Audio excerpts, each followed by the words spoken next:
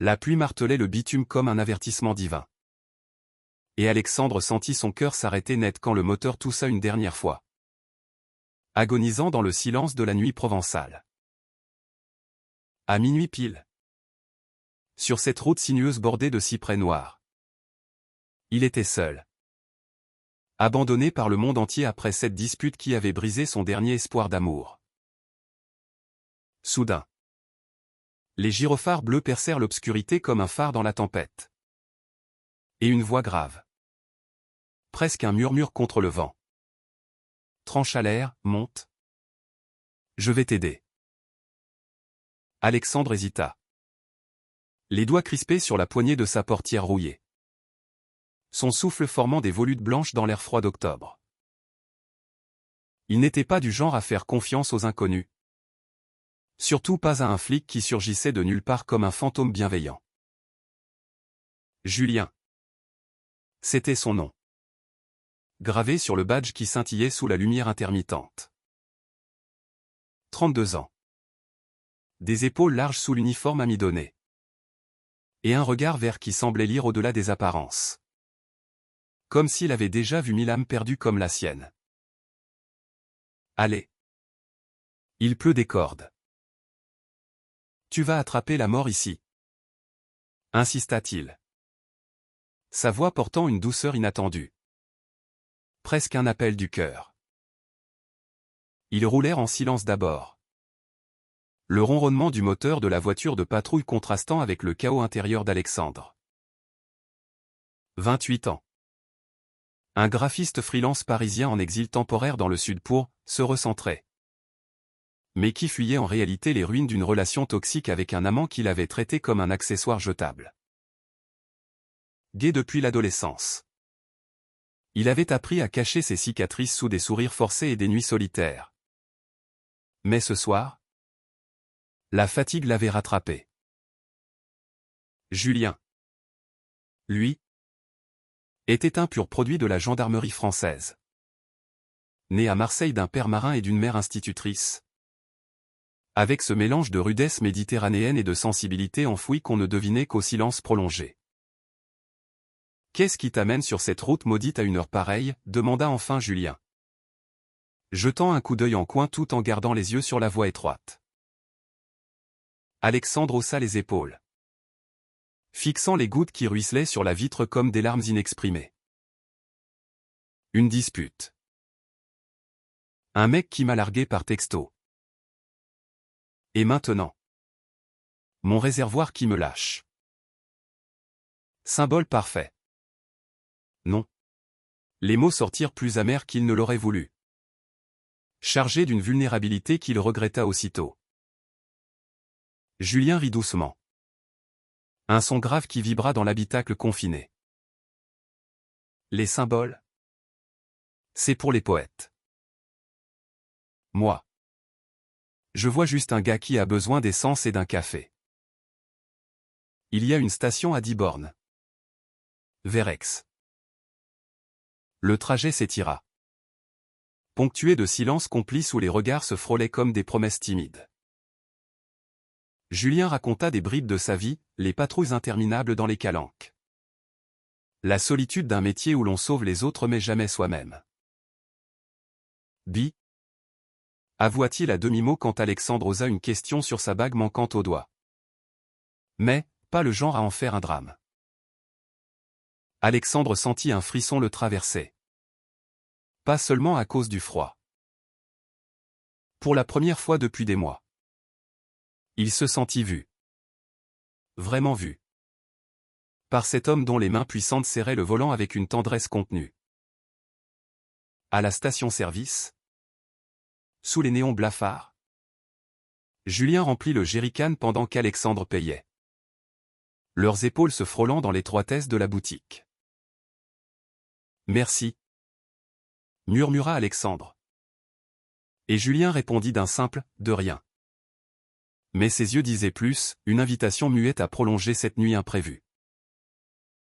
Ils reprirent la route ensemble. Direction le petit village d'Alexandre. Perché sur une colline oliveuse. La conversation s'ouvrit comme une fleur nocturne, les peurs d'Alexandre face à l'amour. Les doutes de Julien sur son placard professionnel, un flic gay dans une brigade conservatrice. C'était un risque qu'il n'avait pas encore osé courir. Soudain. La radio crachota, une urgence. Un accident sur l'autoroute voisine. Un véhicule en flammes. Julien jura doucement. Accélérant. Je dois y aller. Mais toi. Reste en vie. D'accord, Alexandre? Le cœur battant. Hocha la tête. Et toi? Promets-moi de revenir entier. Leur au revoir fut un effleurement de main. Électrique. Chargé de ce qui n'avait pas encore été dit. Julien disparut dans la nuit. Sirène hurlante.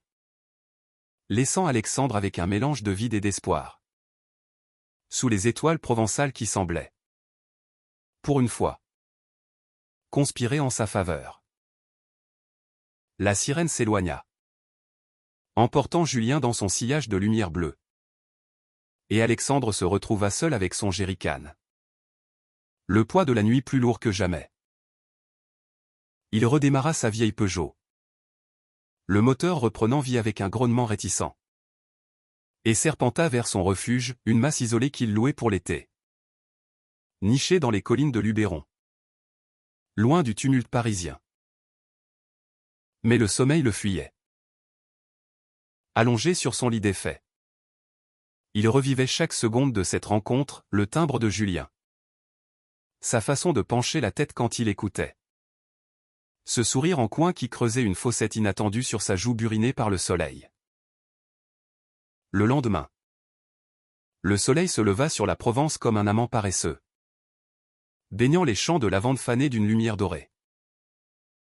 Alexandre. Encore imprégné de l'odeur de tabac froid et de cuir de la voiture de patrouille. Descendit au village pour un café. Là. Au comptoir du boulanger. Il apprit l'accident, un camionneur ivre avait percuté une familiale. 3 blessés graves. Le gendarme Julien a sorti les gosses du véhicule en feu. Tout seul. Murmura la serveuse. Les yeux brillants d'admiration. Alexandre sentit son estomac se nouer, admiration mêlée à une peur viscérale. Julien. L'homme qu'il avait sauvé la veille. Jouait maintenant avec le feu pour des inconnus. Incapable de chasser ces images. Il erra dans les ruelles pavées d'aptes. Croisant des artisans au travail. Des touristes égarés. Son téléphone vibra, un message anonyme. Un numéro inconnu. Café ce soir? Chez Mimi? 20h. J. Le cœur d'Alexandre s'emballa. Était-ce une folie? Un flic et un vagabond du cœur. Dans un village où les ragots voyageaient plus vite que le Mistral. Pourtant. Il répondit, oui. Le reste de la journée passa dans un brouillard d'anticipation. Entre esquisses ratées sur son carnet et souvenirs d'une vie parisienne où l'amour rimait avec trahison. Chez Mimi? Un bistrot niché au pied d'un château en ruine. L'air embaumait l'ail et le rosé. Julien arriva en civil jean usé. Chemise bleu ciel qui soulignait sa carrure athlétique et s'assit en face d'Alexandre avec une aisance désarmante. J'ai pensé à toi toute la journée. Avoua-t-il sans préambule. Ses doigts effleurant le bord de son verre. Alexandre rougit. Un feu qu'il n'avait pas ressenti depuis des lustres. Ils parlèrent des heures, des rêves d'Alexandre de monter une expo photo sur les amours cachés. Des nuits de Julien hantées par le deuil de son frère. Mort dans un accident similaire 10 ans plus tôt. C'est pour ça que je fais ce boulot. Pour racheter le destin. Confia-t-il. La voix brisée. La nuit les enveloppa. Et quand Julien proposa de raccompagner Alexandre. Ce fut naturel. Comme si le monde entier conspirait pour les unir. Sur le pas de la masse. Sous un ciel étoilé. Leurs lèvres se frôlèrent enfin, un baiser timide. Puis vorace. Chargé de toute la tension accumulée. Les mains de Julien glissèrent dans les cheveux d'Alexandre. Et pour la première fois, ce dernier se sentit ancré. Aimé sans condition. Mais au matin, la réalité frappa, un appel pour Julien. Une affaire plus grave, un réseau de trafic humain dans les environs. Avec des victimes LGBT fuyant l'homophobie de leur pays d'origine. Julien dut partir. Laissant Alexandre avec un café tiède et une promesse, ce n'est que le début. Mais le doute s'insinua, pouvait-on bâtir sur des sables mouvants? Quand l'un portait l'uniforme d'un système rigide. Et l'autre les blessures d'un passé brisé. Les jours suivants s'étirèrent en un tourbillon de rendez-vous volés et de messages codés. Comme un roman d'espionnage où l'amour était l'arme secrète. Alexandre, galvanisé, se remit à dessiner avec fureur des portraits de Julien sous les étoiles. Des esquisses de leur corps entrelacés dans la lumière du matin. Julien, de son côté, jonglait entre patrouille et enquête. Son esprit divisé entre le devoir et ce feu nouveau qui le consumait. Il se voyait en cachette, un pique-nique dans une oliveraie. Une nuit dans une chambre d'hôtel anonyme à Avignon où les mots cédaient la place à des caresses qui guérissaient les silences. Mais la kermesse du village approchait. Un événement où toute la communauté se pressait, stand de foisse. Danse folklorique. Et regards indiscrets. Alexandre y alla seul d'abord. Évitant les questions sur sa vie sentimentale, de la part de voisins curieux. Puis Julien apparut. En tenue civile.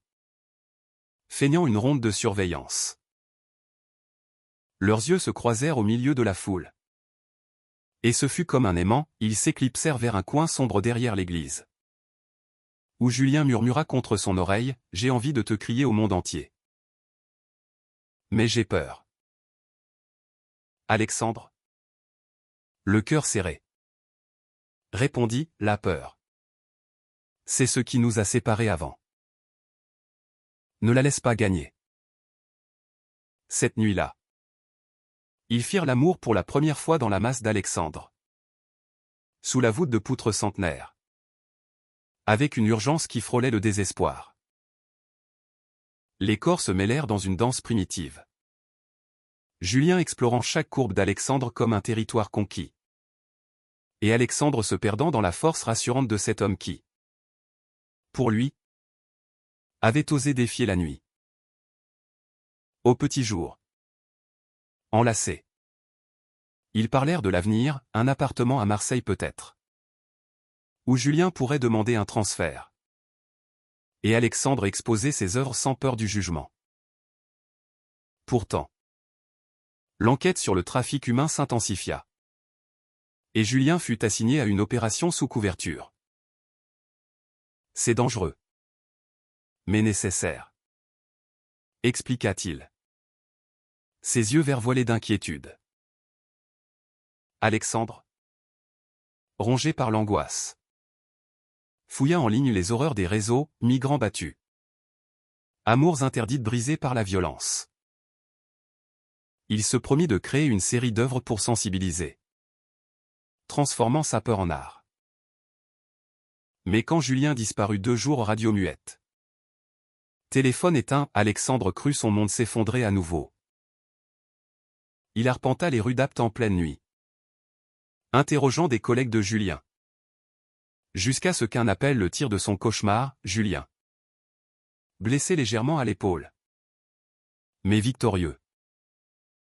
L'opération avait démantelé le réseau. Sauvant une dizaine de jeunes. Dont un couple gay syrien qui lui rappela sa propre vulnérabilité. Je l'ai fait pour eux. Et pour nous. Souffla Julien au téléphone. Sa voix rauque d'épuisement et d'amour. Leur réunion fut un torrent d'émotions, larmes. Rire. Et un serment silencieux de ne plus se cacher. L'automne s'installa en Provence avec ses teintes ocre et ses vents frisquets. Miroir des tourments intérieurs d'Alexandre et Julien. Leur relation. Fleur fragile. S'épanouissait dans l'ombre, dîner aux chandelles dans des fermes isolées. Promenade main dans la main sur des sentiers déserts où personne ne les verrait. Julien. Pour la première fois. Osa porter un collier discret offert par Alexandre, un pendentif en forme de clé. Symbole de cœur déverrouillé. Alexandre, lui, envoya ses esquisses à une galerie parisienne, infusant chaque trait de leur histoire commune. Mais les ombres du passé ressurgirent. Le frère de Julien, mort dans cet accident tragique. Hantait encore ses nuits, il confia à Alexandre des lettres jaunies. Des mots d'adieu qui parlaient d'un amour secret pour un camarade de régiment. Étouffé par la honte. Il s'est tu pour toujours. Je refuse de faire pareil.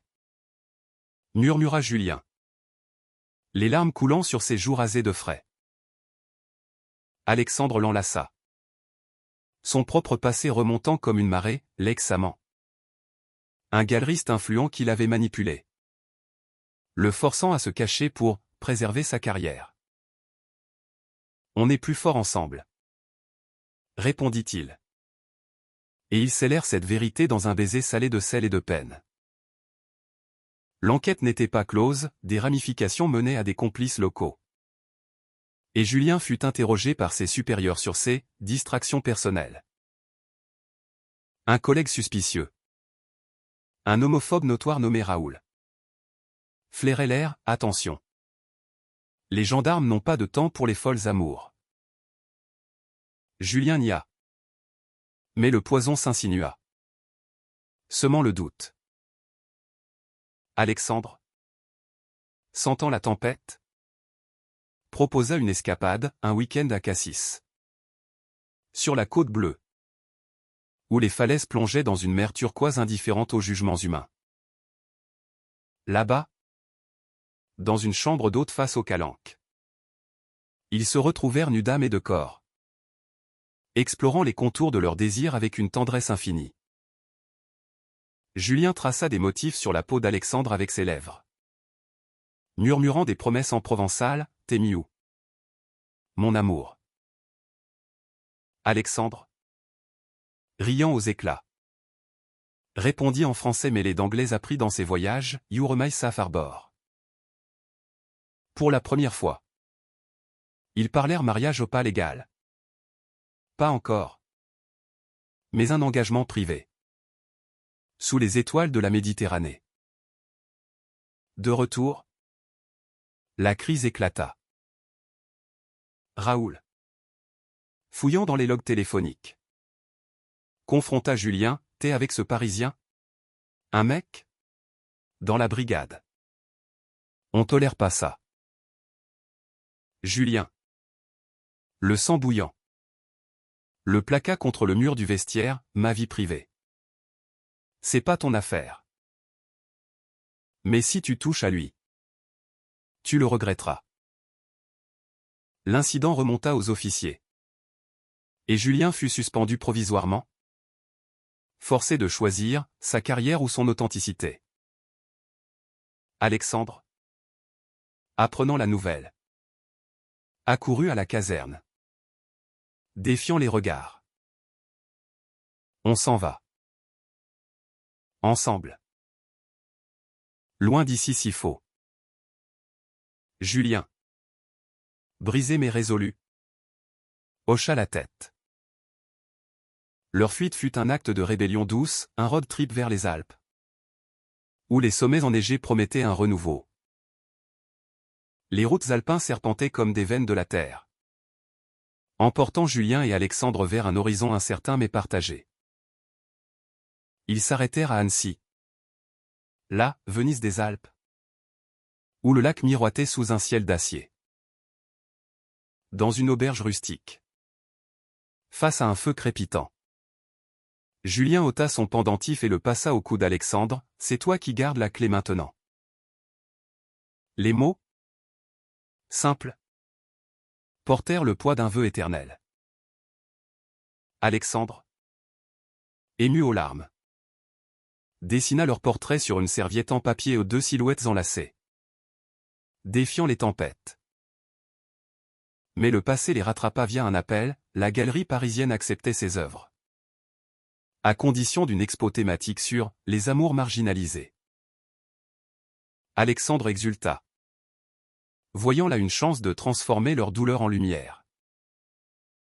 Julien, suspendu mais pas brisé, décida de témoigner anonymement pour l'association des victimes du trafic, sa voix enregistrée aidant à condamner les coupables restants. C'est notre façon de guérir le monde. Un peu à la fois, dit-il. Et Alexandre acquiesça, fier de cet homme qui osait enfin.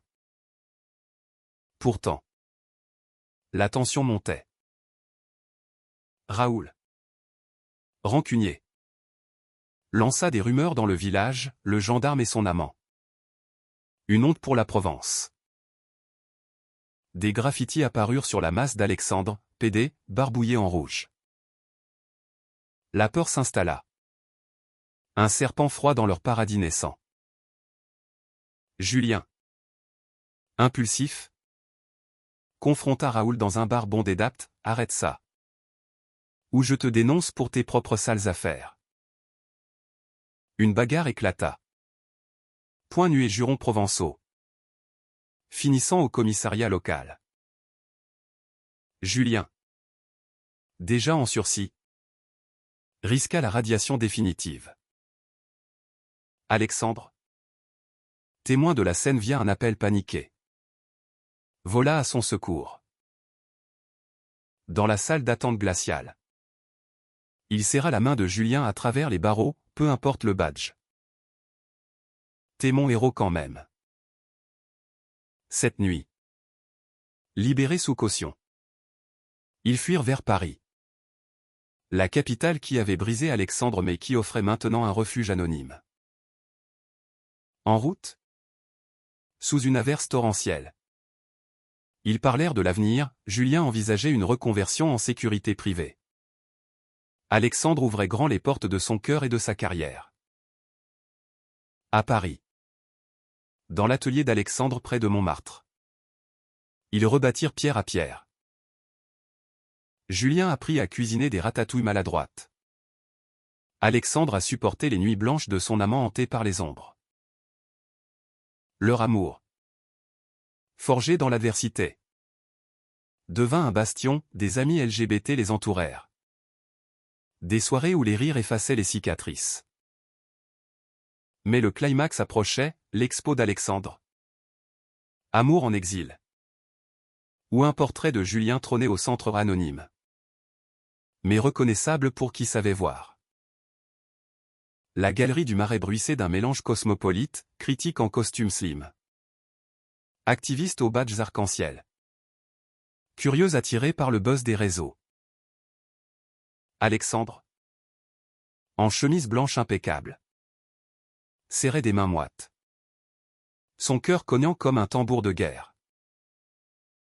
Au centre, le portrait de Julien, très ciselé par la lumière tamisée. Regard vert perçant l'âme, capturant l'essence de leur rencontre fatidique. C'est lui, ton muse ? Demanda une journaliste.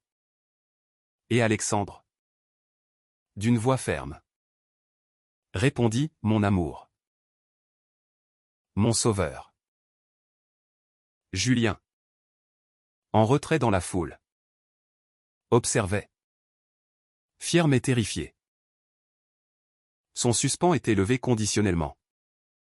Mais les rumeurs d'Apt l'avaient suivi comme une malédiction. Quand la journaliste creusa, une histoire vraie, Alexandre raconta tout, la panne d'essence, la voix dans la nuit, le baiser sous les étoiles. La salle retint son souffle. Et Julien, incapable de se taire plus longtemps, s'avança, oui. C'est vrai.